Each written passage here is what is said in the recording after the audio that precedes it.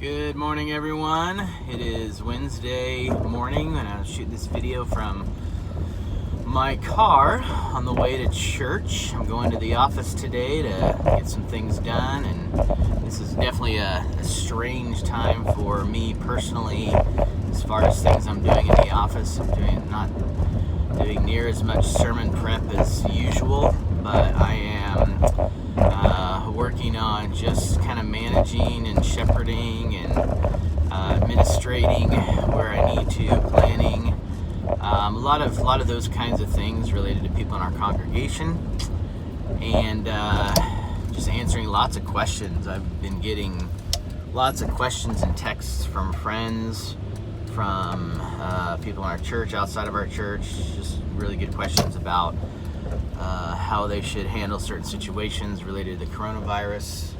So anyway, it's a kind of a unique time for me. I am living in Wichita. We are currently under a stay-at-home order for all non-essential personnel, I guess you might say, and for some reason, actually I'm glad, but for some reason the city of Wichita has deemed employees at religious institutions as essential. So I'm able to drive to work this morning to the church office, which is what I am doing, and as you can probably tell, I've got this got this camera kind of stationed near my speedometer behind my steering wheel, so I don't have to worry about staring at it a whole lot. So I apologize for the weirdness of the video, but hey, it's a little bit safer today on the road. Not many people out, so I think we're okay.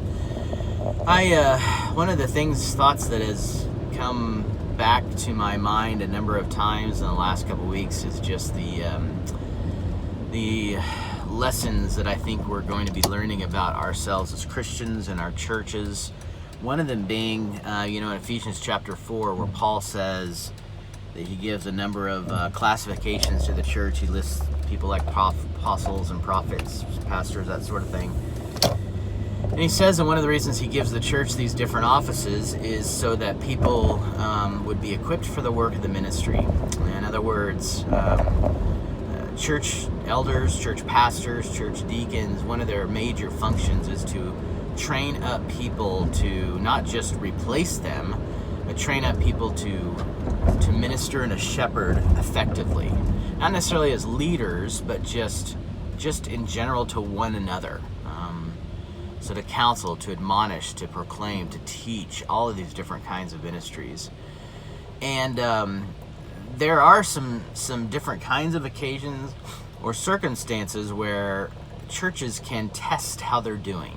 So how are we doing in the work of the ministry? How are we doing in our equipping of people for the work of the ministry? So anytime you have like somebody in the hospital, for example, you might take notice of, how are people ministering to someone suffering in the hospital? How are people ministering to someone who needs rebuke? How are people ministering to people who are just in need of general encouragement? The coronavirus crisis is a huge litmus test for us as Christians. One of the things that I've really been thinking about is just how much we're going to learn about our churches right now. Are they equipped for this kind of ministry? Do the people in your church know how to respond to the real needs of other people, physical needs, spiritual, emotional, etc.? And so pastors, I would just encourage you, if you are watching this video, take note of what you see with your congregation. If you see some areas where they're falling short, equip them right now. If you see some areas where they're excelling, praise them, thank them. Just look at this as a means to determine where your church needs to grow and where it has been growing as far as how it ministers to each other. So I just wanted to share that quick word. I am privileged to live pretty close to the church, so I am almost there, and just excited and thrilled to see what God has in store today. I've got things on my schedule, but I also know that God often will interrupt and disrupt what I think I need to do. So I'm excited to see what He has in store for me. So I hope everyone has a great day. Trust in the Lord with all your heart and all your ways. Acknowledge Him. He will direct your paths. Proverbs 3, 5, and 6. Have a great day.